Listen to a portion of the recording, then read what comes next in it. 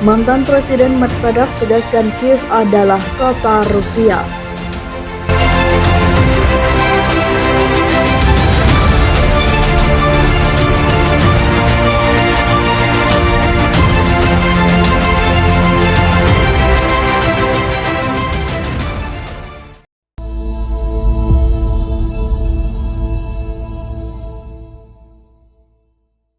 Mantan Presiden Rusia Dmitry Medvedev mengenang masa lalu Rusia di kota Kiev. Pernyataan itu sebagai tanggapan atas janji yang berulang kali disuarakan pejabat tinggi Ukraina untuk mengembalikan semenanjung Crimea.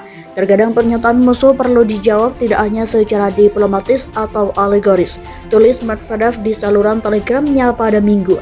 Berbagai kecoa yang telah dibiarkan di Insektarium Kiev terus-menerus mengancam untuk mengembalikan Crimea. Nah, tujuan mereka jelas, untuk menghibur serangga jinak di sekitar dan menunjukkan kepada pemilik insektarium bahwa mereka masih kecoa yang sangat mampu mengejar sepotong makanan, ujar Medvedev. Menurut Medvedev, kepemimpinan Ukraina tidak dalam posisi untuk berbicara tentang kembalinya Crimea. Dia menjelaskan bahwa Kiev sendiri sebenarnya adalah kota Rusia. Medvedev mencantumkan fakta yang tak terbantahkan tentang kota tersebut, menyatakan bahwa Kiev adalah ibu kota Rus kuno, serta kota Rusia kecil yang besar di dalam Kekaisaran Rusia, dan ibu kota Republik Uni Soviet. Medvedev yang kini menjadi wakil ketua Dewan Keamanan Rusia menjelaskan, di Kiev, orang selalu berpikir dan berbicara bahasa Rusia untuk memperjelas tentang apa dan kemana harus dikembalikan.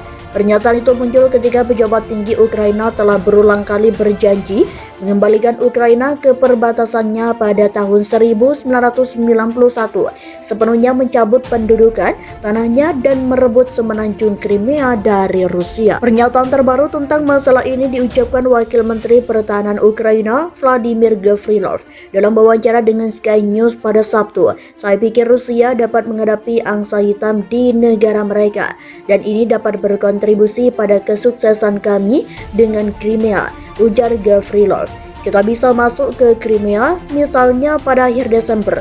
Mungkin, tidak menutup kemungkinan bahwa itu bisa terjadi, papar dia. Crimea memisahkan diri dari Ukraina dan memilih bergabung dengan Rusia tak lama setelah kudeta tahun 2014 di Kiev, Oktober lalu. 4 wilayah bekas Ukraina lainnya, Republik Rakyat Donetsk dan Luhansk, serta wilayah Kherson dan Zaporizhia digabungkan ke dalam Rusia setelah referendum. Warga Ukraina harus mempertimbangkan meninggalkan negara itu untuk mengurangi beban pada jaringan listrik yang rusak. Kepala Utilitas Listrik Swasta terbesar Ukraina, DTEK Holding, Maxim Timchenko, menyerukan hal itu saat wawancara dengan BBC yang ditayangkan pada Sabtu. Jika mereka dapat menemukan tempat tinggal alternatif untuk 3 atau 4 bulan lagi, itu akan sangat membantu sistem, ujar Timchenko. Dia juga mendesak rekan senegaranya mengkonsumsi lebih sedikit listrik. Dia menjelaskan bahwa surplus diperlukan untuk fasilitas infrastruktur dan rumah sakit yang penting.